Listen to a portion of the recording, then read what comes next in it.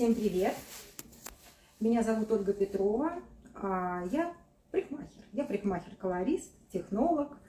Что вам еще сказать? Я преподаватель. У меня своя онлайн-школа, своя студия. В общем-то, много-много чего в этой жизни мы уже добились, уже умеем. И сейчас с вами будем проводить прямой эфир. В данном случае у нас с вами сегодня будет наша модель, которая дома самостоятельно и красится, и стрижется. Она у нас талант, она у нас все умеет. Вот. И даже если... Да, привет, ее зовут Ольга. Скажем так, она даже у нас немного практикует, она сама стрижет. То есть очень интересная у нас с вами модель, поэтому мы ее позвали, разберем с вами случай. Мне помогает, ассистирует моя ученица, зовут ее Леночка, так что голос за кадром – это она. Все приветствую. Так, значит, мы с вами моем. Шампунь у нас, как правило, в каждом бренде свой. Либо вы моете шампунем для окрашенных волос, либо шампунь-стабилизатор. Почему стабилизатор, да? Лена, ты знаешь, почему стабилизатор? Да. Почему? Чтобы краситель закрепился.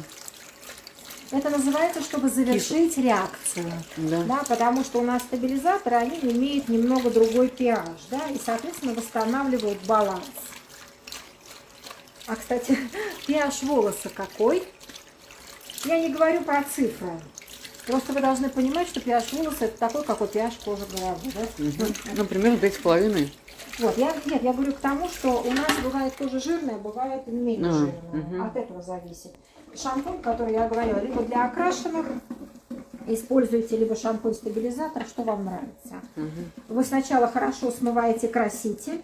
Так, и после этого мы с вами берем стабилизатор.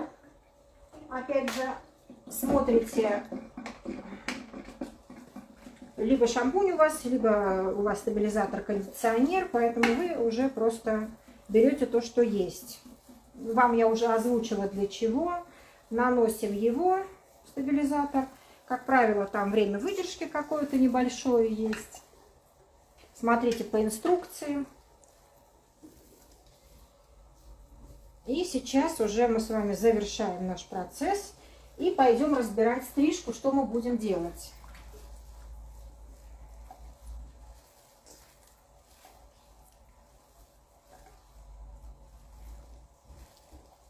Модели у нас, по-моему, кайфуют. Да, это самая приятная процедура из всех.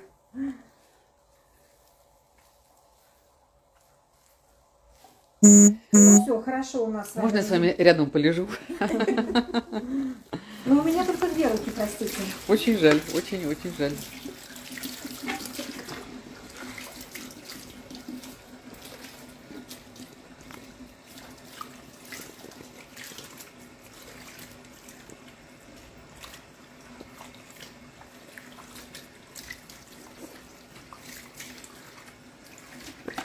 Как мы смываем волосы, да, они не должны сильно скользить, но должны быть гладкие. Если у вас на концах еще такая шероховатость чувствуется, вы второй раз наносите кондиционер. Именно на ту зону, где шероховатость. Мы можем 1, 2, 3 раза наносить, лишь бы у нас волосы по всей длине стали гладкими. То есть кондиционер, правильное нанесение его именно до гладкости. В данный момент у меня вот все они гладенькие, поэтому мне больше не надо. Когда у нас есть длина, и волосы у нас с вами, там, например, обесцвеченные, то там, конечно же, надо наносить будет пару раз. Значит, смотрите, у меня конкретно волосы как бы густые, я поэтому беру, например, 2 полотенчика, чтобы мне впитались. Я делаю как бы быстро вот так, но у нас, если вы посмотрите, где-то я видео делала, показывала, как 2 способами можно завязывать полотенце у клиента. Я вот конкретно в данный момент завязала вот так. Видите? Поэтому мы аккуратно поднимаем голову, потому что человек засыпает, расслабляется, и шея затекает. Поэтому вы помогаете. Человек проснулся. Обязательно сразу после клиента мы моем. наш воротничок, это обязательное условие для подготовки как бы следующего. Не забывайте, потому что может остаться краска на воротничке, а если у вас там светлый какой-то будет краситель дальше, либо вообще без краски, вы просто-напросто все испачкаете. Так, все развязываем. И сейчас мы с вами переходим к стрижке. Так, кто у меня там самый стойкий? На стрижку остаетесь? Я. Это хорошо, да. На стрижку осталось. А те вариантов нет, с нами. Так, Все остаются. Все остаются, молодцы. Давайте с вами что посмотрим, что у нас тут есть и что у нас с вами будет в итоге. Одели. Модель тоже на стрижку остается. Да, модель уже не сбежит. Видите, я уже Да, все ее привязала, завязала. Вариантов у нее нет. Давайте, значит, посмотрим, что у нее сейчас есть. Так, ну что, давайте смотреть. Что же нам все-таки? Смотрите, волосы у нас, в принципе, у лица, видите, отрезаны коротковато. Лучше смотреть нам через зеркало всегда, потому что только через зеркало мы сможем определить. Хорошо там видно, если да. через зеркало? Сможем только определить, что нам идет. Смотрим, как у нас разваливается волос. Вот здесь вот он, да, у тебя разваливается, да, все время. Поэтому вы должны будете тогда, видите, если он здесь разваливается, то, соответственно, вы косую челку, например, ей уже не предложите. У нее волос разваливается, видите, практически по центру. Вот, значит, дальше мы с вами выбираем тогда челку, какую нам с вами сделать, да, в длину. Да, смотрим опять же. Смотрите, видите, Да, да. я подняла, сделала короткую, видите, ей короткая не идет. Все изменилось. Ну да, можно поиздеваться над человеком. Да, ну вот понимаете, значит, челка у нас вот так, ясно. Короче, челка, как видите, у нас должна быть чуть-чуть ниже бровей. Вот чуть-чуть. Видите, либо до бровей. Не до бровей, а по брови, прям на брови, чтобы находить. А если чуть-чуть повыше? А повыше она уже удивленное лицо у нее получается. Ну, такая легкая удивленность женщине, мне кажется, не помешает. Как говорится, как пойдет, как рука Да, дрогнет. Еще как человек укладывает челку. Я Да. даже люблю ее делать более круглой. Она Ага. делает ее объемной, тоже это надо учитывать, да? Вот, значит, смотрите, мы начинаем, естественно, смотреть по форме. Я пока ножницы положу, чтобы мне, да, не уронить их случайно. Вот смотрите, да, когда мы начинаем поднимать волосы, мы с вами смотрим, что по идее, как бы ей можно лицо, в принципе, здесь открывать. Она, видите, ей идет. Ей не нужно открывать сильно, вот видите, лоб, да? Но лицо как бы можно... Нет, видите, вот так уже ей не идет. Смотрите, видите, я двигаю волосы и смотрю, какую бы длину я стала делать. Видите, открытые уши не наш конек. Получается, что нам надо все-таки уши делать прикрытые. Давайте теперь смотреть, где у нас должен быть объем. Мы можем объем с вами переместить наверх. Опять же, смотрите, видите, я переместила объем наверх. И в итоге получается, что мне объем-то нужен именно на уровне глаз. Видите, не выше. Я все это смотрю через зеркало. Вы сейчас смотрите на меня. У меня Леночка поставила как бы камеру передо мной. У меня половину зеркала не видно. Но я тогда догадываюсь, как это выглядит. Вот, давайте еще раз покажу. Да, так видно, хорошо. Видите, я приподнимаю, например, ей объем вот сюда, да, повыше, если как шапочка. Ну, кстати, вот у нее, когда полуоткрыто лоб, кстати, очень даже неплохо тоже такая когда-нибудь. У нее будет полуоткрытый, она же поднимает высоко его. Ну, то есть вот даже если какая-нибудь вот челочка такая вот у нее вот так вот. Она на бок не может носить, у нее разваливается посередине. Вот, видишь? У нас автоматически появляется, значит, трудности с переукладыванием. Не все именно делают прям вот такие вот усилия над собой. Как правило, в большинстве случаев мы делаем стрижки, чтобы дома легко справляться. У нас с тобой было на бок, когда были длинные, одной длины, без челки. Ну, это когда было? Сколько лет? Я же даже не помню. Имею в виду только если она длинная. Так вот, значит, смотрите, поднимаем наверх волосы, еще раз смотрим, подходит ли нам объем сверху. Мы с вами добавляем объем пальчиками и смотрим. Если у нас ушки закрыты, ну, вы знаете, тоже, по идее, если мы перенесем объем, Тоже хорошо. тоже да. неплохо, Да. кстати, ей, если облегчим наши височки Да. и перенесем немножко объем. Да, тоже неплохо, смотрите, да? И вот объем тоже внизу, тоже здесь хорошо. То есть ей, в общем-то, можно сделать и покруглее чуть-чуть форму, да, повыше объем. Мгм. Так, дальше, значит, у лица мы определились, теперь мы обязательно переходим с вами на затылок. Затылок я к вам разворачиваю. Значит, мы с вами смотрим форму затылка. Ну, у нас затылок здесь, в общем-то, в принципе, хороший, не плоский, затылок есть. Видите, вот затылок у нас все в порядке, с затылком он есть. Мы с вами должны определить высоту, какую мы здесь будем поднимать. Давайте смотреть. Вы помните, что мы с вами определяем высоту затылка, учитывая наш профиль. Если мы делаем объем внизу, давайте смотреть, как это выглядит у нас сбоку. Видно? Да? Видно, Тоже что хочется наверх перенести. хочется переместить объемчик, правда? Скажем так, наверное, более равномерно нам хочется переместить его, да? Мгм. Потому Вот так что- вот вообще вот супер было бы. Нет, смотри на нос сразу. Куда ты так ей собралась? Посмотри, какая линия получается. Видишь? Нет. Более равномерно, смотрите. Видите, я опустила руку, и объем более равномерно, ей лучше. Вот показываю еще раз. Пишите свои комментарии, вам как больше нравится, девчонки. Напишите, как вы считаете, куда Видите, должен быть объем? смотрите. Видите, если мы перемещать будем объем наверх, на мой взгляд, носик заостряется. Если более равномерно, то как бы сглаживается вот эта Чуть ниже острота. пишут. А, вот так, как я показываю сейчас в данный момент, да? То есть Вот покруглее чуть-чуть, да, получается, затылок делаю. Потому что если просто делать объем только внизу, видите, тоже форма не очень Ну, красивая. слишком, да, тяжеловесный получается. И Мгм. подбородок тоже, понимаете, вот он Мгм. тяжеловесный. Носик, он такая изюминка, мне кажется, у девушки. Да, ну нам же надо затылок-то Вы, тоже продумать. пишут, вот выше лучше. Вот так вот. Да? Выше вы имеете в виду какой? Как у Боб Каре или просто равномерный? Напишите равномерный. Равномерный боб каре, как выше равномерного или все-таки ниже? Ну, то есть либо равномерный, либо Боб. Что вам больше нравится? Внуку нравится Боб, он говорит. Давайте, пишите, и поэтому мы приступим с вами к стрижке, уже ту, которую вы выберете.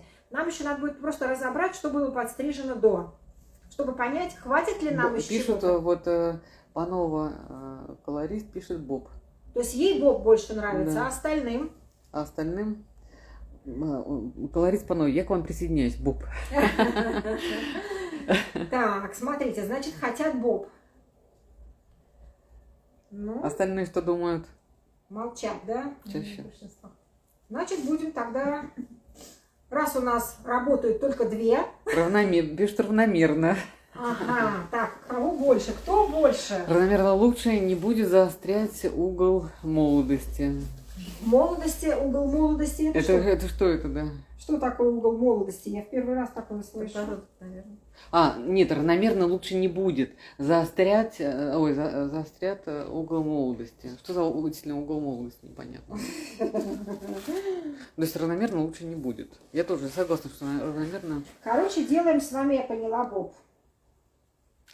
Модель закатила глазки. Так, да, значит, Вот, кстати, внук тоже да, помаши ручкой. Я забыла. красивое название. Ладно, хорошо. Давайте теперь посмотрим, что у нас все-таки здесь с формой. Иди сюда. Ой, ногу смотрит опять. Угу. У нас тут форма прекрасная, Мгм. но нам надо с вами теперь определить высоту. Чего, прям это... Я прошу прощения, двигаться Уколоть. мне больновато. Уколоть? Куда уколоть, вопрос? В попу. Так, значит, смотрите, нам надо определить с вами линию роста.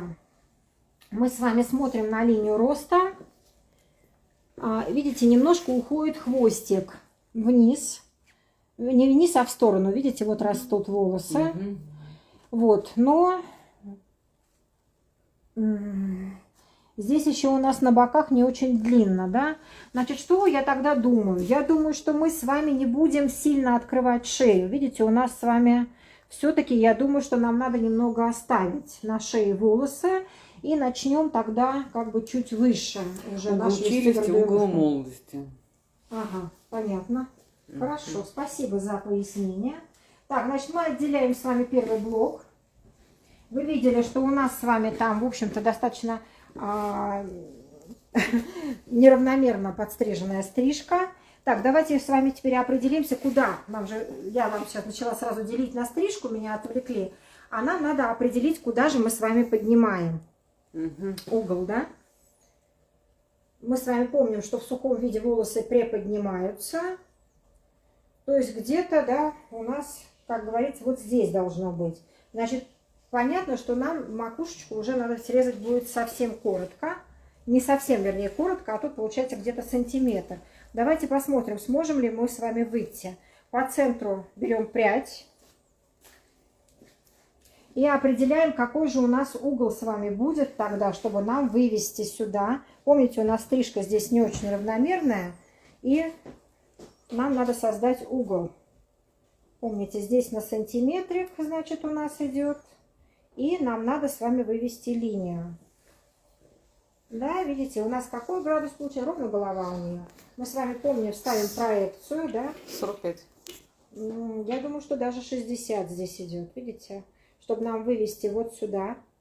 Видишь, получается градусов 60. Потому что если мы сделаем шкалу, видишь, шкала, если у нас идет, да, то 45 будет вот так. И тогда я не вхожу в свою длину. То есть получается где-то градусов 60. Мы с вами определяем. Вы можете даже, знаете, как сделать для того, чтобы немножко упростить вам, чтобы не ошибиться с углом, куда вы идете. Вот мы с вами можем задать длину. Вот мы здесь вот берем прядочку нашу, самую вот эту верхнюю, да, и мы решили, что она где-то будет у нас, да, где-то вот здесь должен быть наш угол. Мы можем с вами сразу задать длину, отрезали, правильно? И теперь мы с вами начинаем уже с нижней зоны. Сейчас зададим нижнюю длину. Я пока здесь оставлю прядку по центру, чтобы мне не терять ее. И задам первую линию. Низ я не буду делать сильно тонким. Наверное, скорее всего, у меня будет он плотненький. Сейчас я посмотрю. Отделяем на одном уровне где-то зоны свои. Сейчас мне посмотреть только с той стороны. Так, отделила. И давайте я пока сейчас уберу нашу с вами центральную вот эту линию. Потому что здесь у меня просто контрольная прядь, мы по ней пойдем. Сейчас мы с вами зададим длину ей. Все, видите, тут я все расформировала. Это как бы вы можете себе как контрольную прядочку сделать. Вот сейчас у нас, видите, здесь такой треугольничек. Нам надо с вами определить длину, которую мы будем стричь. Видите, рост волос достаточно низкий, поэтому я не думаю, что я буду открывать где-то на этом уровне и сделаем. Просто у нас еще лево-право с вами разное. Поэтому мы с вами стрижем, вот проверяем, видите, вот лево-право разное. Поэтому я буду брать уже от короткой зоны. Глубоким понтингом я сначала задам контрольную, потому что все-таки, если у вас удлиненный низ, то лучше, наверное, не делать плотную ровную линию. Плотная ровная, когда у нас с вами идет достаточно короткая. Ну или там, допустим, тонкие выше. волосы, да? Да, тонкие волосы тоже можно. Здесь можно более такую рваненькую задать. Обязательно проверяем лево-право, чтобы у вас все было одинаково. Да, у нас с вами, видите, здесь. Шея красиво пишут. Да, шея красиво, да. И я поднимаю волосы все для того, чтобы мне перевести. Я хочу оставить удлиненный низ, но в то же время мне надо задать угол, вы помните? Я поднимаю. Волосы у меня находятся перпендикулярно моему рабочему пробору. Выше я не поднимаю. Вижу свою контрольную линию, окантовочную, вот она внизу. и по ней задаю длину новую и иду по кругу.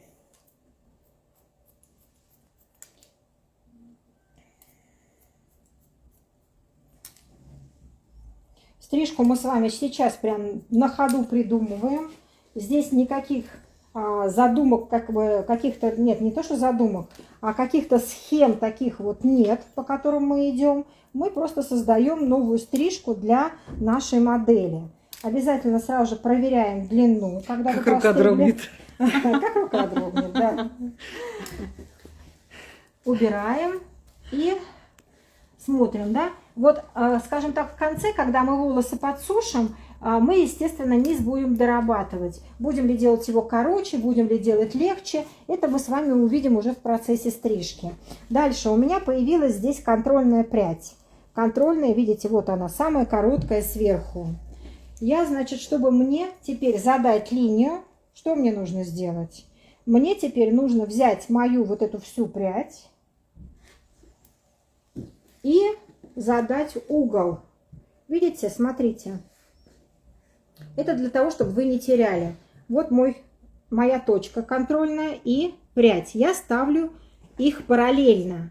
Параллельно нижняя моя контрольная, параллельно верхняя. Направляю пальцы. Направляю так, чтобы моя линия среза, сейчас, секунду, я держу вам показать, должна соединить нижнюю точку с верхней. Простите, мне просто не очень удобно, поэтому я пытаюсь все это сделать для вас, чтобы вы поняли. Видите, вот я поставила пальцы чуть-чуть ниже, получать. Видите, я не достала. А, соответственно, мне надо, значит, приподнять пальцы выше. Я поставила пальчики выше, то есть угол задала другой. И что я сделала? Попала в свою линию. То есть вот здесь я должна зафиксировать свою длину, свое направление пальчиков, для того, чтобы мне вывести к моей линии.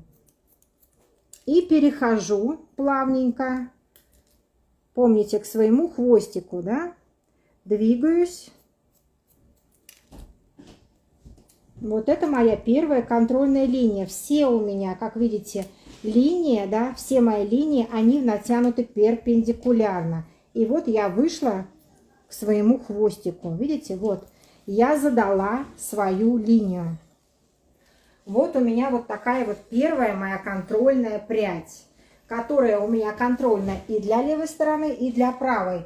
Вот этот вот вариант, он, скажем так, более легкий для вашего понимания, куда нам идти. В классическом варианте, конечно же, мы задаем угол самостоятельно. Значит, дальше мы отделяем следующую зону, следующий блок. Но здесь вы, кстати, можете уже свою контрольную линию тоже уже разделить, да, потому что для удобства нашего с вами, для нашей работы. Все, я ее убрала, потому что здесь у меня контрольная моя остается. Убираем волосы. Дальше в другую сторону также отделяем. И сейчас ищем нашу центральную прядь. Голова чуть-чуть нагнута, чтобы вам не изгибаться. Берем нашу контрольную, смотрим, есть она у нас тут или нет. Есть, вот она. Да, вот контрольная наша есть. Я делю свою контрольную пополам и перехожу в диагональ. Покажи, пожалуйста, диагональ. Вот моя контрольная прядь по центру, которая была. Я делю диагональ. Перехожу в диагональ. Я переместилась за своей прядью. Натяжение у меня 90 к голове. И если вы посмотрите, у меня четко видна моя линия.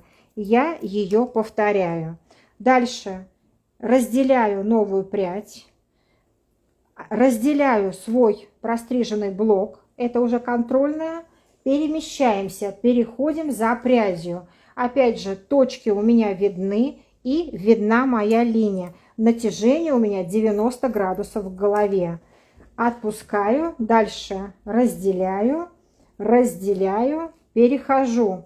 Показываю вам все медленно.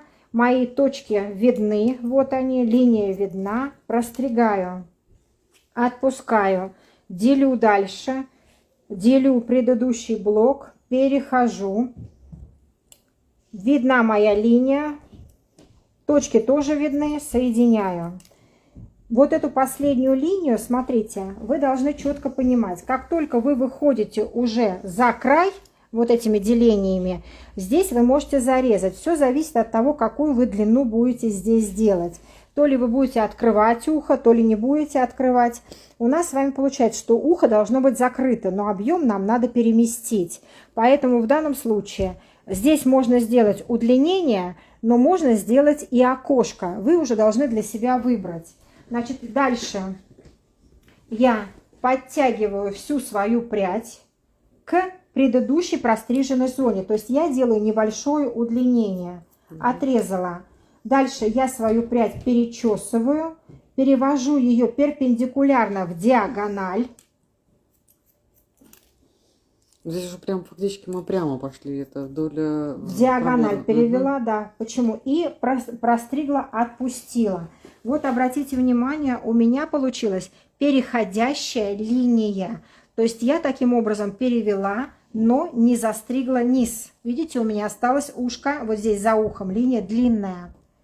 Сейчас я вам покажу с той стороны, что это еще раз, чтобы вы для себя запомнили. И вот таким образом мы перевели линию. У меня равномерно переходящий угол получился. Это у нас, получается, немножко удлиняется сюда или нет все-таки? Низ. А верхняя часть у меня такая же короткая, как и все. Да? Дальше мы с вами переходим на противоположную сторону.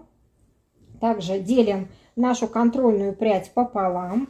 Новую взяли, перешла за прядью. Натяжение у меня 90 к голове. Пальцы стоят по пробору. Смотрите, вы все время путаете, что такое по пробору. Диагональный пробор, видите?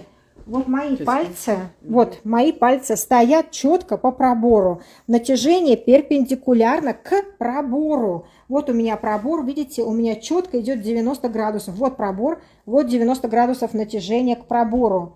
И мы с вами задаем длину. Отрезали. Разделили нашу прядку контрольную пополам. Двигаемся за новой прядью. Опять же, пальцы стоят диагонально, да, по пробору. Соединяю точки. Дальше опять разделила. Перешла за прядью. Контрольные точки видны, там же моя линия видна. Убрала. Да? Дальше мы с вами смотрим, вышли или нет. Если не вышли, то значит еще делаете один заход. Опять же в диагональ, отрезала. Дальше подтягиваю от лица, встригаю в свой блок.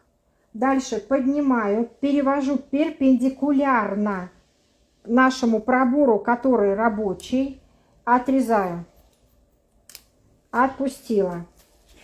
Проверяю обязательно, что я здесь подстригла. У вас должна быть такая как бы линия, где у вас плотно соединяются немножко, видите, нижние зоны и верхние. То есть плотная линия. Поближе приложи. Вот смотрите, если я поднимаю, видите, наверх, у меня верхние вылезли. Если я опускаю вниз, вот обратите внимание, верхние вылезли. Видите, вот они коротенькие. Поэтому вам надо найти именно ту линию, где у вас появилась плотность. Она, естественно, не может быть на 100% совпасть. У нас с вами разная длина. И мы с вами в данный момент сразу смягчаем наш край, да, то есть прорабатываем неглубоким пойнтингом. Этот неглубокий пойнтинг у вас заходит где-то на миллиметра 2, да, вовнутрь получается. Мы с вами прорабатываем. И заодно таким вот образом мы с вами проверяем нашу простриженную зону, нашу длину. Надо проверить обязательно лево-право. Вот здесь вот видите, чуть-чуть я не дотянула. Мы с вами сразу же здесь дорабатываем. Обязательно проверяем лево-право. Видите, все у меня теперь сошлось. Первый блок мой готов. И у меня было с вами две контрольные линии. Одна линия, которую я задала по центру, вторая, которую я задала здесь внизу. Дальше следующий блок берем. Отделяем. Значит, вопрос по поводу, какую длину отделять, да, какой блок шириной отделять. Значит, смотрите, сейчас я вам покажу, что здесь имеется в виду. Так, ладно, убираю. Следующий. Угу. Так, значит, смотрите, у нас здесь, видите, немножко я неровно разделила пробор. Ну, вы должны четко по центру разделять. Я только что сейчас увидела, не смотрела. Потому что нам с вами нужно ориентироваться на центр. И еще не забывайте, мы с вами отделяем проборы на одном и том же уровне. Потому что нам надо проверять длину слева-справа, а это только может быть проверка на одном уровне. То есть обязательно должно все совпадать. Значит, каким образом мы с вами проверяем, какую нам толщину блока отделять? Мы работаем на 2 фаланги, да? И плюс у нас еще должна быть видна наша контрольная линия. Поэтому мы отделяем с вами так. Вот я сразу же иду в диагональ, да? У меня своя контрольная по центру, помните, она есть. И я вам сейчас показываю, чтобы вы это обратили внимание. Я натягиваю, опять же, 90 к своему контрольному диагональному пробору, да, то есть у меня пальцы стоят по диагонали, и смотрите, я вижу новый блок свой, видите, и я еще вижу свою контрольную линию, видите, вот мы отделяем с вами такую прядь, чтобы я видела и то, и другое, вот так, видите, я вижу и контрольную свою, да, линию, не только точку, но именно линию. Вот она моя контрольная линия, задана уже, вот она. И вот она моя точка крайняя, но в то же время я вижу всю свою линию контрольную. Натяжение у меня с вами, как я вам говорила, 90 к своему диагональному пробору, пальчики стоят также, и я простригаю, соединяю свою линию с уже контрольной, которую мы задали по центру. Отпускаем. Дальше перехожу к следующей, делю пополам, перехожу за прядью. Голова должна быть немножко нагнута для того, чтобы вам натягивать более правильно. Опять же, диагональный пробор, стоят пальцы по диагонали. Свою контрольную линию, видите, вижу, четко вижу, отрезала. Опять перешла. Все понятно, что я объясняю? У кого-то есть вопросики? Перешла к следующему блоку, опять же разделила, перешла. Последнюю прядь, помните, подтягиваю к только что простриженному блоку. Подтянула, пальцы у меня стоят все так же в диагонали. Так, и опять же мне с вами надо переместить. Поднимаю волосы на линию, линия перпендикулярна моему рабочему пробору, который основной, перевожу. То есть я свою линию длины переместила, отпускаю. Переместила таким образом, не зарезав длину. Видите, длина у меня сохраняется. Вот она, моя длина есть. И объем, видите, вот он у нас уже с вами образуется. Вот посмотрите внимательно, видите, уже даже на мокрые волосы мы с вами перемещаем объем. Очень красиво. Ну, пока еще нет. Красиво уже. Начало, да. Вот. Дальше опять же переходим на противоположный. Второй блок девушка пишет, Наталья Стриженко первый. Совершенно верно, да. Но главное, вы должны просто понимать, как натягивать. Вот я стою конкретно за прядью, пальцы у меня находятся параллельно моему диагональному пробору, но натяжение вот этому диагональному пробору пряди 90 градусов. Покажи сверху. Видно? Вот натяжение пряди у меня идет перпендикулярно моему диагональному пробору. И тогда я вижу свои линии, вот они мои линии, и я тогда их соединяю. Опять же делю диагональным проборчиком. Перешла я за прядью. Натяжение у меня, как всегда, 90. Пальцы стоят, вот она моя линия, видите, видна? Она у меня всегда будет правильно видна, если я правильно натягиваю волос. Разделила, перешла. Скажите, пожалуйста, зависит точность стрижки от толщины пробора? Кто знает? Могу я взять, вот, например, все волосы сразу же собрать в кучу и одним захватом подстричь? Ну, а будут просто какие-то удлинения идти, там, получается, одни короче, другие длиннее, поэтому... Чем тоньше мы берем пробор, тем точнее. точнее стрижка. Опять же, мы с вами, помните, подтянули последнюю прядь, потом я переместила все перпендикулярно своему полукруглому вот этому пробору и отпустила. Дальше мы обязательно с вами проверяем длину, чтобы у нас с вами длина была лево-право одинакова.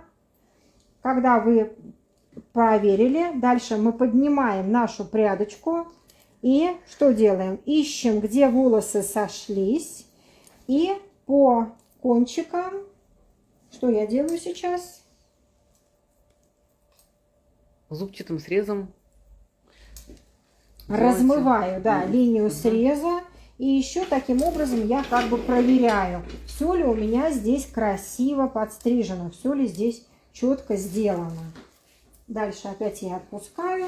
И мы таким образом переходим к следующему блоку. Очень красиво, прям уже такой Да, затылочек. видите, вот она уже как бы хорошо ложится. Мгм. Да прям здесь и волосы шикарные, совершенно прям вот для таких вот стрижечек.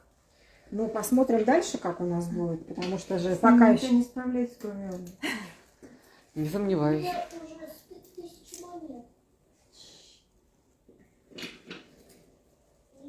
Так, дальше мы с вами убираем. Все как всегда. Сейчас, секунду, здесь у меня остались. Мешаются. Так. Что, какие-то вопросы есть? Давайте, девчонки, Это уже не спрашивайте. точная стрижка, если пробор толстый. Правильно. Точной стрижки нет. Если вы хотите четкие геометрические формы, совершенно верно. Проборы должны быть у нас с вами идеальные, да, тонкие. Ну идеально, сколько это пробор? Ну вот смотрите, вот моя контрольная, да, вот она, моя контрольная. Вот она, сколько у меня идет, да, ну полсантиметра, да, толщиной грубо, да, полсантиметра. Соответственно, я перемещаю, беру еще полсантиметра, да, в бок и натягиваю. То есть получается у меня толщина где-то сантиметр. Ну вы можете низ тоже диагональ сделать, вот так. Где-то сантиметр получается у меня пробор. Такой пробор тогда достаточно получается точный. Опять же, я натягиваю перпендикулярно голове. Помните, еще не выше, а четко перпендикулярно моему пробору. Дальше перехожу за прядью. У меня линия, видите, видна. Это уже, видите, у меня с другого вылезла. Отрезала. Бросаю. Опять же, беру чуть-чуть тут, чуть-чуть тут. Натянула, опять же, где-то сантиметр у меня получается. Сантиметр, может быть, сантиметр 2 миллиметра, да, не больше у меня прядь. Для более точной стрижки именно такое натяжение нужно, на такое деление, не больше. Мягкий делайте срез зубчатым срезом. Правильно. Здесь мы с вами блок повторяем, поэтому я могу немножко убыстриться. Или также медленно делать, чтобы вы видели. Напишите мне, пожалуйста. Последнюю прядь, как всегда, я подтягиваю к предыдущей. Вот у меня прядь, вот она моя линия. Я ее простригаю. Опять дальше что я делаю? Опять же переворачиваю. Для того, чтобы мне переместить верхнюю линию. Правильно? Угу. Все, перевернула. И у меня натяжение перпендикулярное.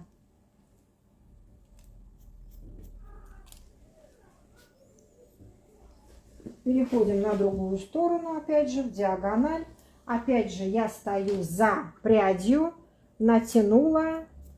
Пальчики у меня в диагонали. Разделила, перешла. Не ленимся, девочки, переходим за прядью, не стоим на месте. И натяжение, самое главное, у нас перпендикулярно нашему с вами пробору идет. Сейчас мы скоро уже увидим, что же у нас получается. Никто не знает, что получится. Сама не знаю. Так, переводим. Что же это будет? Ну, вы же понимаете, что мы всегда с вами начинаем стричь, а мысли приходят уже после. Мы с вами создаем и понимаем, где нам нужен объем. Тогда и как бы начинаем простригать. А уже доработки какие-то там у лица или еще где-то мы с вами уже придумываем по ходу. Опять же, видите, я каждый блок потом прорабатываю.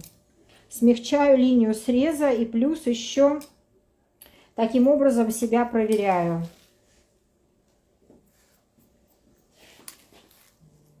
Чтобы все у меня было красивенько, плавненько. Олечка, скажите, сколько у вас ушло времени на отработку вообще вот техники стрижки? Когда вы только вот начинали? Девчонки, вы знаете, я просто как бы, наверное, отличаюсь немного от других. Я стригу с детства. как говорят, что это, наверное, наследственное, да, но у меня проблема в том, что, значит, мама была парикмахером, и мне никогда не нравилось, как она стрижет. Здорово. То есть у меня все было наоборот, понимаете, поэтому мне пришлось очень рано начать делать себе все самой. Но потом это хобби переросло уже в профессию.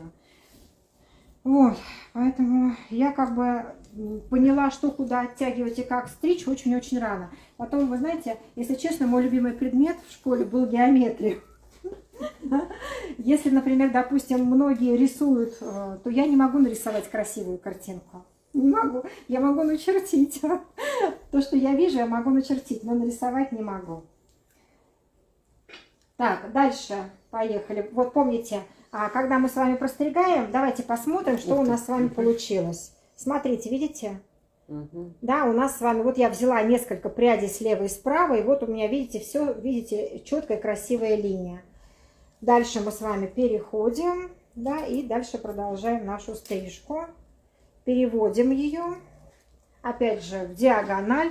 Стою я за прядью, натяжение, вы помните у меня, как мы с вами договаривались. Перехожу за прядью. Я немножко уже убыстряюсь, хорошо, потому что иначе у нас с вами не хватит времени на все. Все, стрижку я свою здесь с этой стороны, как видите, достригла. Убираем, переводим нашу с вами линию. Видите, перевела. Пошли в другую сторону. Оля, не на бок не делай, держи ровненько. Если я тяну, сопротивляйся. Так, перешли. Дальше опять же натяжение, все соблюдаю, перехожу. Видите, все делю, перехожу. Натяжение, прядь свою контрольную вижу, последнюю подтягиваю. Перевожу.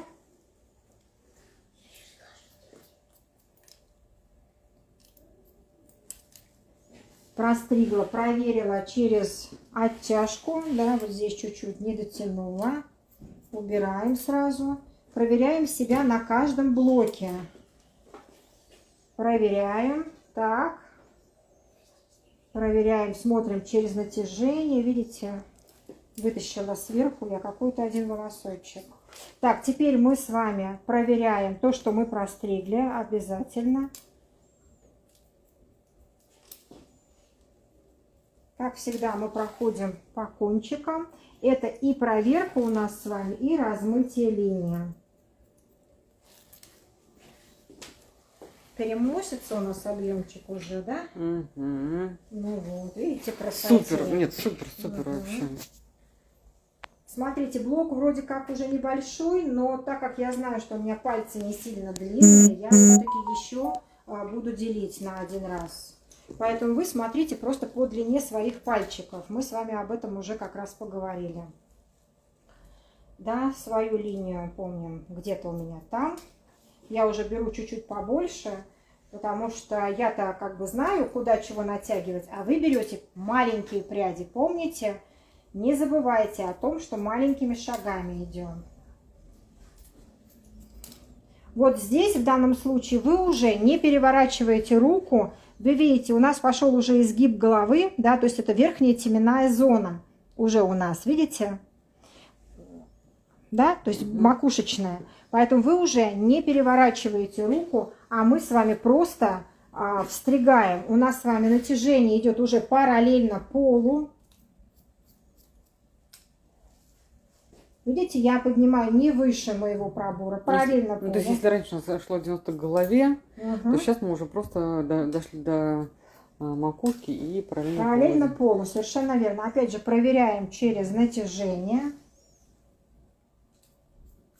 Убираем то, что нам не надо.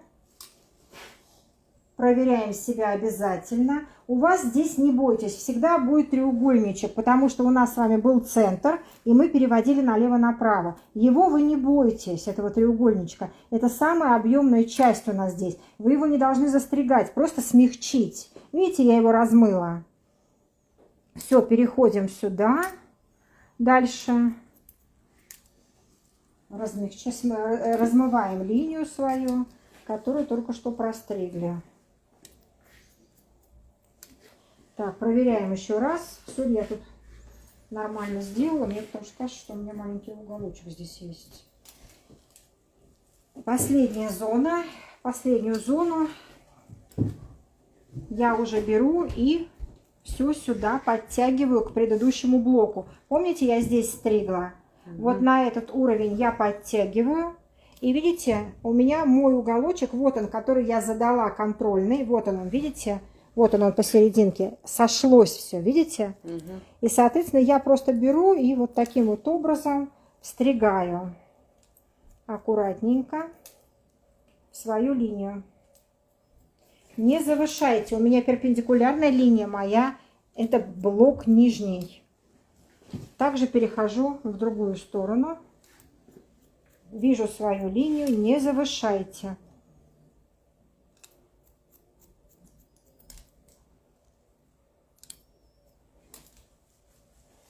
Вот таким вот образом мы с вами переместили на угол наверх. Вот здесь у нас с вами самая объемная часть. И если мы с вами посмотрим, видите, так она и есть. Вот по поводу плотности. Видите, у Ольги достаточно много волос. И у нее получается, вот она подсыхает много здесь. Вот когда вам захочется потом это проработать, мы с вами проработаем. Но вы это должны делать уже на сухую, потому что лучше сейчас не трогать. Потому что в сухом виде могут быть косяки. Что такое косяки? Может что-то уйти в сторону, может что-то подняться, могут появиться вихры. А вы этого пока не знаете. Поэтому вы создаете форму, которую вы планировали, и после уже тогда мы с вами дорабатываем. Теперь нам надо немного намочить волосы, потому что я вам говорю много, и, соответственно, волосы у нас уже высохли. А мы стрижем. Почему, кстати, я мочу волосы? Кто знает? Ну, чтобы корень розета. Ростой розета. Что значит корень розета? Не поняла. Я не поняла. Ну, потому что корень приламывается, заломляется, и чтобы, соответственно... Нет, мы стрижем эластичные, когда мокрые. Совершенно верно, потому что волосы в мокром виде, они эластичные. Да, и у нас должно быть равномерная, да, эластичность равномерная. Потому что в сухом виде у нас волос растягивается меньше, чем в мокром. Поэтому у нас равномерно намоченные волосы должны быть по всей голове. Так, значит, вот это вот я пока уберу, я сразу же под одну сделала, чтобы вам лучше как бы было видно. Мы с вами задали пробор. Теперь будем думать. Мы с вами решили закрыть уши, но в то же время сделать какой-то равномерный объем. Как же нам это сделать? Значит, смотрите, самое основное у нас деление, да? Когда мы работаем с вами вот на этом блоке, например, допустим, а уже здесь зона на затылке прострижена выше, мы не можем вот эту зону подтянуть сюда, вообще никак ни разу, да? То есть мы тогда с вами продлеваем на затылок, на уровне нашего блока. Если у нас с вами диагональный будет пробор, то тогда будет от наивысшей точки продлеваете параллельно полу. Мы с вами таким вот образом будем работать. Также с другой стороны сразу продлеваем и убираем. Я конкретно уберу сразу волосы, чтобы они мне не мешали. И сейчас сразу с вами буду думать, что же мне здесь с ней сделать. Так, что же мне с ней сделать? Значит, нам здесь мы выяснили, что...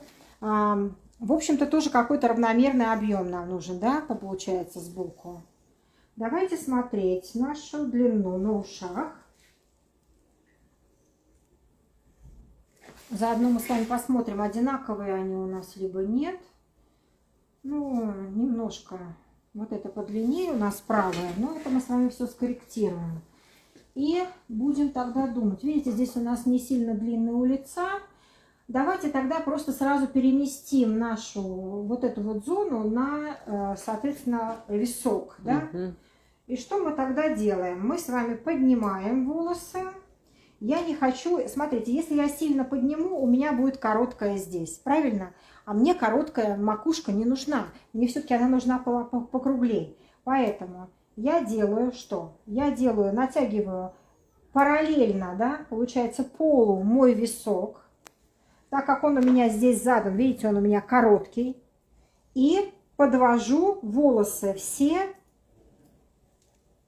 к виску. Подвела, видите? смотрю свою контрольную линию, которая у меня задана на этом блоке здесь, и свожу две линии. Поняла, что я сейчас объяснила? Поняли, что я объяснила? Перпендикулярно у нас висок. Волосы я все подтягиваю, все височные зоны. То есть немножко смещаем вперед, как бы в бок Не и вперед. смущаем, нет, перпендикулярно у меня, и я иду по линии. Я не смещаю ничего, иду четко по линии. И ввожу в свой височек. Не височек, а затылочную зону. Мгм. Все, четко ввела. Видите, у меня затылочная зона, вот здесь была линия, и я свела с более короткой со своей, но натяжение у меня было перпендикулярно моему виску. То есть висок был перпендикулярный, я все волосы подтянула. Мгм. Понятно? Что я таким образом добилась? Смотрите. Я оставила длинные закрытые уши, видите? Но в то же время переместила градуировку. Видите, вот у меня градуировка, которая с затылка была, она на этом уровне переместилась. И видите, он уже стал сразу более пушистый. Посмотрите. Мгм. Вот сравните левый и правый. Давайте я вам покажу сразу его. Вот левый и правый. Видите, разница в чем? Колоссально. Вот. И мы с вами переместили. Но в то же время у нас ушки остались закрыты. Потому что я ориентировалась на длину заданную, которую я там задала. Если у вас височки очень длинные, вы сами задаете длину. Опять то же самое с этой стороны. Будь здорова. Ага. Ой. Сразу расхотелось. Я так специально. Я говорю. Так, опять же то же самое здесь. Мы с вами поднимаем. У нас перпендикулярно именно нижняя линия. И мы с вами должны свести с затылочной зоной. Потому что затылок, который у нас с вами уже простриженный, да, у нас контрольная прядь будет за ухом. И мы с вами задаем длину здесь. Вводим в нашу линию на затылке. Задали длину. На всякий случай обязательно проверяем. Мгм. Да, лево-право у нас должно быть одинаково. Почему? Потому что вот в данный момент я височки, как вы видели, не выравнивала, да? И может быть где-то чего-то... Сейчас я, простите, проверю. Видите, через тактильное вот эти вот наши натяжения. Вот здесь вот немножко мне надо капельку убрать. Сейчас я это уберу. Да, где-то 1 миллиметрик у меня здесь лишний. Вот таким вот образом у нас, видите, получилось как бы закрытое ухо. Вот и с одной стороны, и с другой. И в то же время мы перевели с вами объем. Очень классно. Вот очень здорово, когда вот здесь вот объемец, вот сюда, да, Ну, получше. сейчас посмотрим до конца. Подождите, пока не хвалите раньше времени. Хорошо, хорошо. Дальше мы переходим к следующему блоку. Берем опять новую прядь.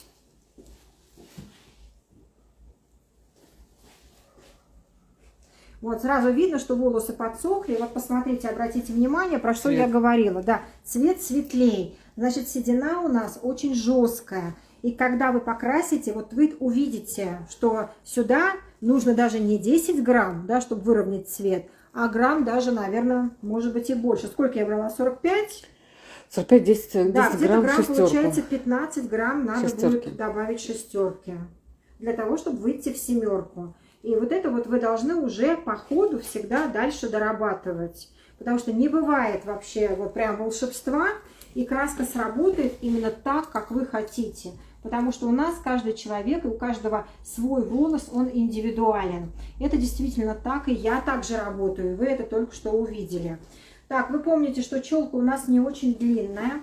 И главное, вы не забывайте, что у нас у большинства людей вот здесь вот окошечки. Да, вот так вот волосы растут. Это не исключение, у большинства так растут. Поэтому нормально. об этом мы с вами не забываем. Да, и нам надо с вами будет постричь так, чтобы вот это окошечко не зарезать. Потому что, помните, у нас с вами еще дальше идет челка. Дальше мы с вами теперь переходим на стрижку уже сбоку. Мы с вами можем, опять же, переместить наш объем и начинать стрижку. Вы помните, что у меня контрольная прядь за ушком и контрольная прядь здесь. Вот здесь, видите, появился небольшой уголок, потому что мы с вами стригли. Давайте здесь посмотрим. Но здесь, вот видите, он тоже будет, вот он внизу. Вот он, видите? Это вот с верхней зоны у нас с вами. Поэтому мы с вами натягиваем волосы, Опять же, видите, 90. да, совершенно верно. И я вот этот вот уголочек свой свожу. Видите? У меня теперь его нет. Вот он, видите, аккуратненький. Дальше я делю прядь. Делю свою контрольную. Олечка, голова ровно? Угу. Смотрите, проверяйте голову. Натягиваю опять же, у меня, видите, не выше пола, да, то есть параллельно полу. Я уже здесь вижу свою линию, свои точки. И опять же я свою линию здесь свожу. Следующую. Вот аккуратно. Вот здесь уже все. Это последняя прядь. Дальше я буду подтягивать. Натянула. Сейчас. Да, да, да. Опять же свою линию. Вот она моя, я вижу. Сейчас я только приклеилась ко мне. Свела. Последнюю я подтянула. Видите, я не изменила натяжение руки, но у меня прядочка моя, видите, осталась длинной. Вот обратите внимание. То есть у меня, если я посмотрю, будет в конце уголок. Вот он, видите, я поднимаю уголок. Вот он. Вот этот уголок я буду потом простригать еще к лицу, и он у меня уйдет. Вам он нужен, чтобы не зарезать длину. Вот это тоже учитывайте. Поднимаем волосы, опять же, ищем, где у нас сошлось в одну линию. Прорабатываем сразу мелким поинтингом. За счет этого у нас с вами объем останется. Также переходим с затылка на висок, берем прядь, натягиваем. У меня тоже здесь есть треугольничек. Контрольная, контрольная, соединила. На всякий случай вы можете подтянуть чуть-чуть затылку, увидите, что все здесь вот достаточно. Вот за ушком берем нашу контрольную прядочку. Опять же взяла, натянула. Контрольная линия, вот она. Я ее соединила. Натяжение у меня, как видите, параллельно полу идет, да. Вот это вот, посмотрите, видите, я уже оставила. Все, опять я ее свела. Натяжение у меня параллельно полу. Подтянула последнюю прядь. Поднимаю волосы. Ищу, где у меня сходятся в одну линию. Прорабатываю. Отпустила. И обязательно мы с вами не забывайте. Вообще, насколько вот прям классно. Проверяем нашу длину. Лево-право. Видите? Дошли мы уже с вами до самого конца. Теперь мы на две половинки делим по центру. Теперь контрольная, помните, которая здесь была, у меня переместилась уже на висок. То же самое, ничего не меняем. У нас натяжение с вами идет параллельно полу. Опять же, у меня будет здесь треугольничек, вот он, который переместился. Почему? Откуда он? Помните, у нас верхушку мы с вами не переворачивали в плоскость. Помните? За счет этого у меня удлиненный уголочек. Это специально я сделала так. Почему? Потому что иногда бывает, что нам надо ухо оставить здесь длинней, а укорачивать к лицу. Поэтому вы потом просто его встригаете. Вот смотрите, здесь в данном случае уже вот большая зона будет подтягиваться. Видите? Потому что все, дальше у меня идет обрыв. Вот это последняя прядь. Отчесываем. Это условно как раз вот типа зона челки, да? Вот да, это зона вот. челки, совершенно верно. Теперь я всю свою зону подтянула. Ну, насколько хватает длины, естественно. Дальше, опять же, подняла волосы. Проверка, как видите, на каждом блоке у меня идет. Проверила. И противоположную сторону давайте с вами теперь сделаем. Быстренько натягиваем. Также у меня параллельно полу натяжение. Уголочек я свой вижу. Я надеюсь, всем хорошо все видно. Может быть, как-то под каким-то еще углом показать. И вот видите, у меня опять же, вот она, последняя моя прядь. Я ее подтягиваю. Проверка обязательно. Опять же, мы с вами размываем и, если что, выравниваем линию.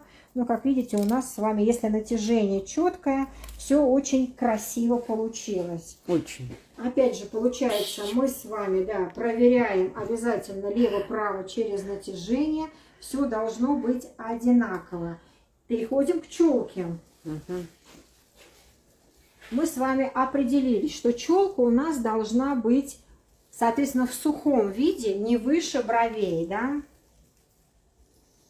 Убираем. По росту волос мы сразу с вами убираем волосы лишние, отделяем и смотрим. У нас с вами есть заданные наши приблизительно длины на височках. Здесь у нас, помните, она сама стриглась, поэтому нам надо посмотреть, что с челкой. Видите, с этой стороны покороче, с этой подлиннее. Угу. Поэтому, да, нам надо немножко будет выровнять. Вот, поэтому мы все это с вами должны видеть. Естественно, выравниваем тогда по короткой. Как вы понимаете, по длинной выровнять нам никак не удастся. А жаль. Вот. Поэтому, видите, я перешла на короткую сторону, потому что здесь у меня короче. И начинаю потихонечку двигаться к челке, к своей, задавая длину. Вы помните, что в сухом виде у нас челка что делает? Поднимается. Поднимается. Поэтому я делаю так, чтобы она все-таки у нас с вами, видите, она чуть ниже бровей. На самом деле, если вы хотите, чтобы закрытые брови были, вам надо по переносицу. В данном случае мы с вами делаем по брови, потому что у нас с одной стороны она короче. Да? Ну, как правильно ты сказала, как пойдет, да? Как рука ляжет. Вот, поэтому, конечно же, мы с вами уже ориентируемся по месту, что у нас и как. Задаем вот эту окантовку и выводим, естественно, на противоположную сторону, чтобы у нас было все одинаково.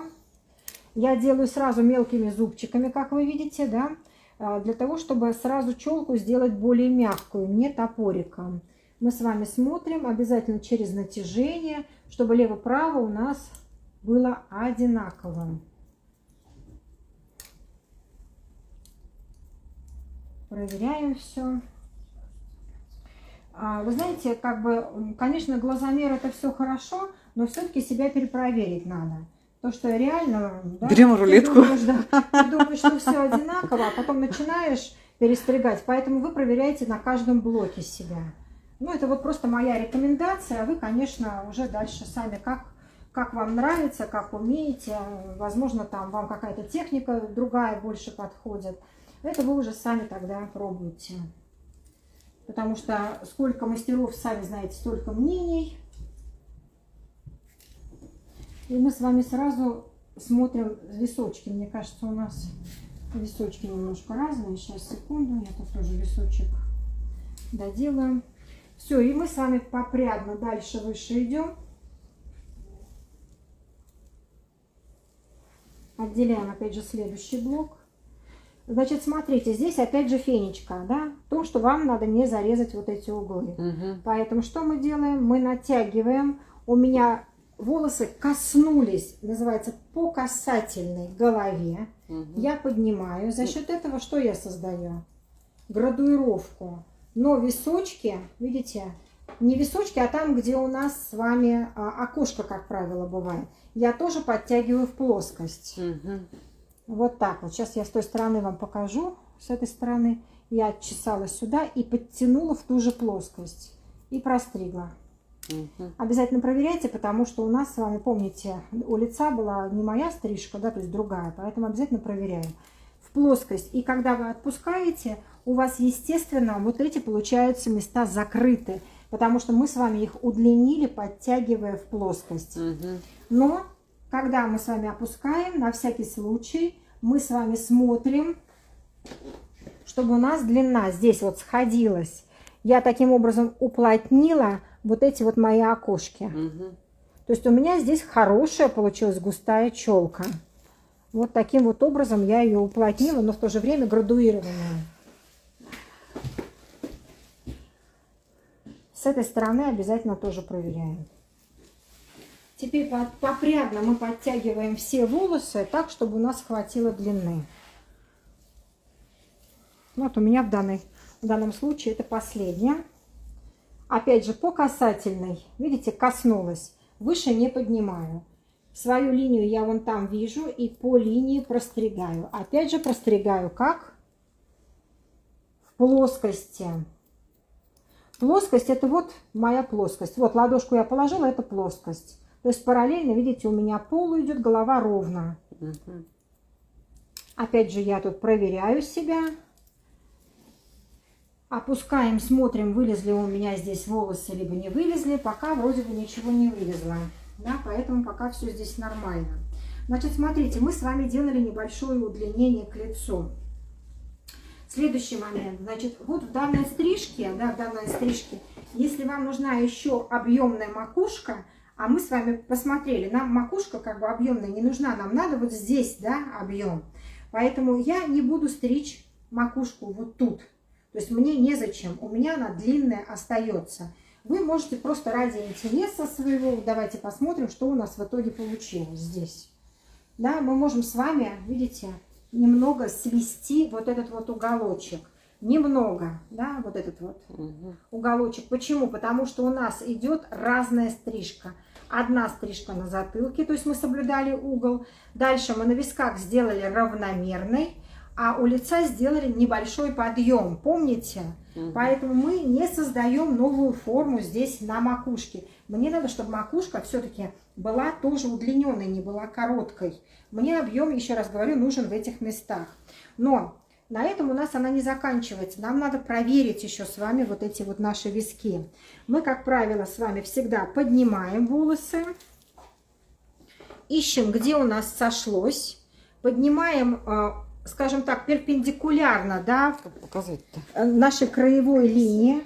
Очень, да? Вот, и вот здесь вот у нас нашей краевой линии, видите, вот я перпендикулярно краевой линии. И вот здесь у меня, видите, появляется треугольничек. Помните, я натягивала вперед, натягивала назад на виске. Помните, вот он треугольничек. Я его сейчас в данный момент облегчаю, то есть я его немножко размываю. Обратите внимание, я не срезала, я сделала его мягким. Почему? Для того, чтобы у нас перешло плавно, наша челка перешла в висок. Вот таким вот образом мы немножко его размываем. Видите, все перешло теперь у нас. И челка у нас с вами сохранилась. Видите, вот треугольничек я не зарезала, есть небольшой. И в висок мы перешли. И дальше мы на противоположной стороне делаем то же самое. Я перпендикулярно краевой линии роста, можешь через зеркало, да, показать, если чего. Вот через зеркало перпендикулярно поднимаю, видите? А теперь вот покажи треугольничек мой, да, и я его размываю, видите, вот я его размыла, то есть я его не убрала, а размыла, вот так. Все, вот таким вот образом мы свели с вами челку и свели затылочную зону. Теперь нам надо с вами посушить и посмотреть, где нужно чего убрать, где чего нужно доделать. Модель, как у вас ощущения? Пока я еще не поняла, да? Все, А мы вы уже тебе... закончили? Нет, все, еще нет. Мы скажем тебе.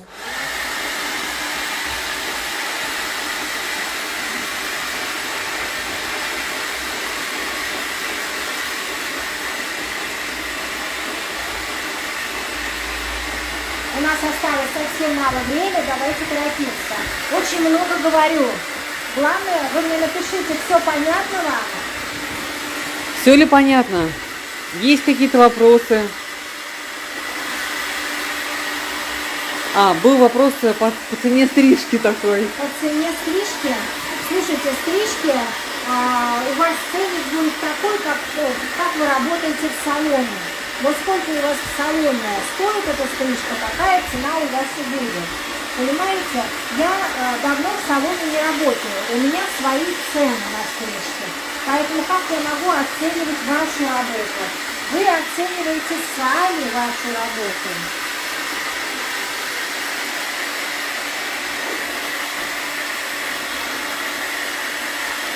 И насколько готовы за вашу работу платить клиенты? Давайте мы не будем обсуждать. Да, мои очень цены. понятно, спасибо, все отлично. Сейчас мы с вами теперь самый нужный момент, это доработка. Вы, наверное, кто следит за мной, я так и не поняла, есть те, кто все-таки меня знает? Кто знает Ольгу? Да, вы знаете, что я, когда дорабатываю стрижки, я сушу. То есть я не делаю укладки на составы. Почему? Потому что наша стрижка должна лежать. То есть когда волосы мы сушим, а сушим, естественно, по форме. Конечно же, с расческой. Я тогда вижу, куда выкручивается волос, куда он падает. Потому что так она и будет в домашних условиях носить. и никак не по-другому. Понимаете, если мы с вами сделаем укладку, то я уложу любую стрижку, даже не мою. Понимаете?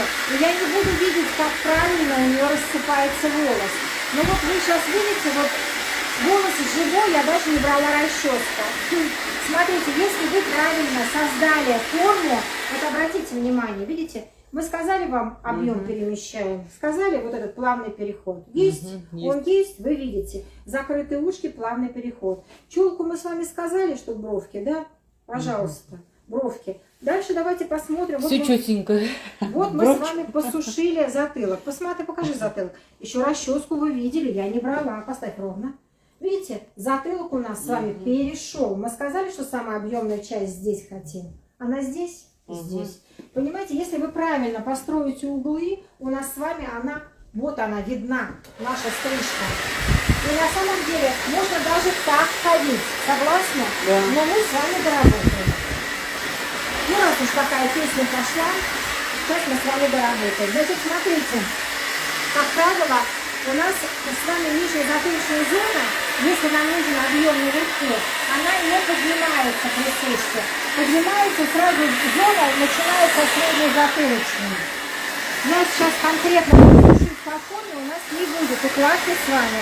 Я уже сказала вам, да, об этом. Но у нас и времени особенно нет на укладку. Поэтому мы сейчас быстро досушим, потому что доработка идет на сухие волосы.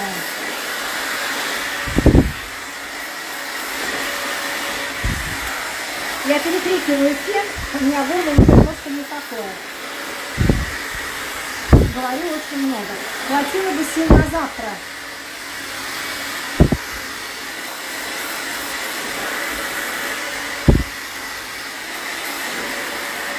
Вот это то, что я сейчас делаю, и называется сушка по форме. То есть я не делаю укладку.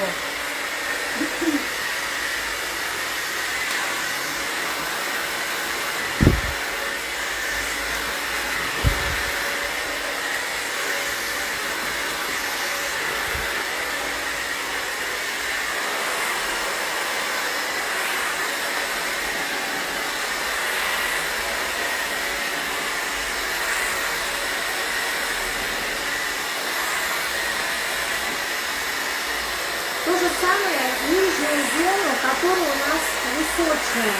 Мы тоже самую первую зону с вами не поднимаем. Я сейчас перейду на ту сторону. Я просто цвет хотела показать. Смотрите, нет, на самом деле все прекрасно вообще Нет, закрасено. ну немножко все-таки есть светлые зоны. Но вот когда вы высушиваете, вы должны уже тогда учитывать на следующий раз. Это все. Ну это действительно не так, видите, я не исключение. В этот момент, если, конечно, вы хотите, можно еще подтонировать. Но мне кажется, уже хорошо. Я вообще считаю, что игра цвета в волосах, она очень даже прикольная. Да, да, да. Видите, я взяла не сам низ, я взяла зону чуть выше.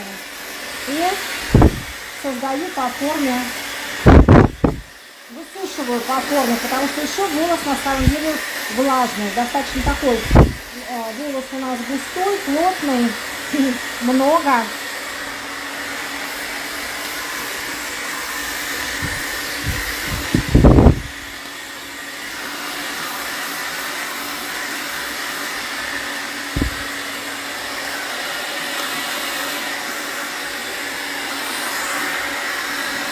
Мы на Ольге, кстати, делали стрижку с Эсом. И она у нас должна быть на ютубе.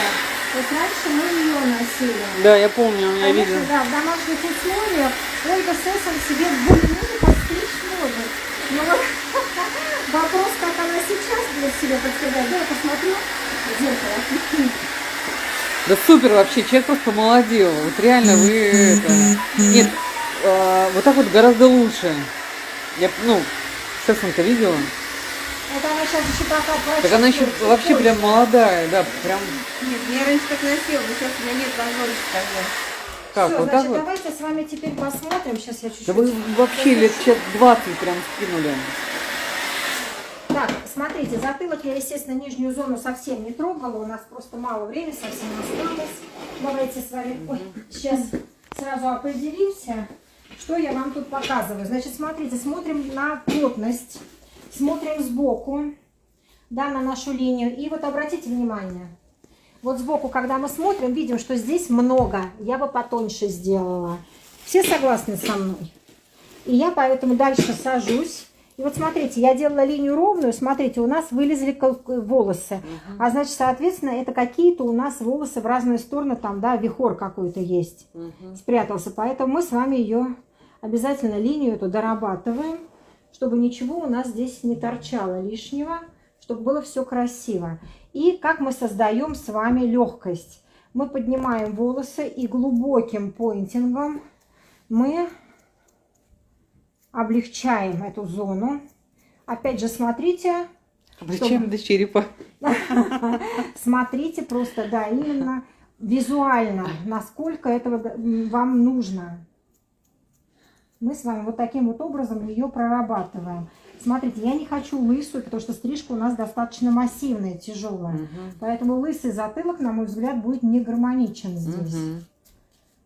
Поэтому вот таким вот образом я чуть-чуть облегчаю. Причесываю, смотрю, как у меня она выглядит. Где надо, естественно, прорабатываем еще.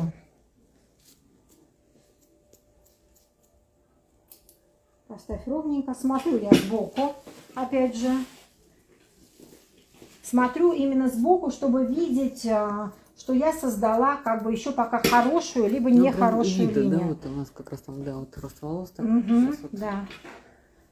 Мы с вами вот таким вот образом. Вы не забывайте, что здесь мы должны отчесывать очень гладко на расческу, чтобы нам не зарезать длину. Я длину сохраняю. И смотрим теперь сбоку. Вот обратите внимание, что у нас теперь сбоку, сейчас чуть-чуть вот здесь вот у нас в сторону уходит волос, чуть-чуть мы с ним играем.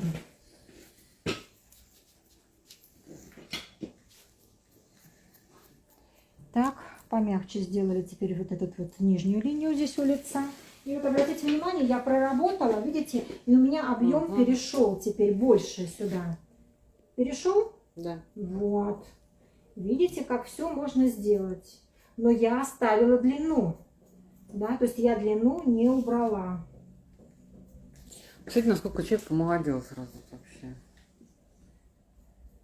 Ну, все отлично. Главное, чтобы еще клиент был доволен. Нет, во всем самое главное, чтобы мастер был доволен. Да. Мастер был, конечно. Так, теперь мы переходим на виски. Давай быстрее ко мне беги. Также я поднимаю свою линию, и я ее тоже буду прорабатывать, облегчать. Потихонечку расчесочкой передвигаемся повыше. Как помните, я говорила вам, я не люблю использовать филировочные ножницы. Я работаю на женских стрижках обычными ножницами. Вот у меня прямые ножницы. Прорабатываю для того, чтобы у меня зоны все красиво распадались. Одна зона переходила в другую, все мягко рассыпалось. Чтобы в домашних условиях было легко справиться.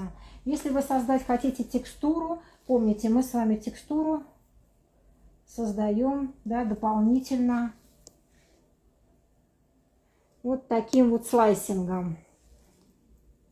Вот так. Здесь, видите, у меня у челки тоже плотность есть, поэтому немножечко делаем. Над ушком, видите, плотно, значит, убираем. Длину не убираю, только прорабатываю, как видите, пойнтингом. Смотрите сами, сколько надо и где. Многие люди не любят, да, считают, что филировка просто портит волосы и так далее. Вы смотрите, что вы хотите добиться. Посмотрите, какая элегантная шея у нас получается в данном случае. Вот я сейчас уже перешла на противоположную сторону. Бегу-бегу. Также мы с вами здесь прорабатываем. Переходим, да, постепенно низ сначала, потом выше. Отчесываем. Видите, я помогаю ножницами. Перешагиваю, передвигаюсь.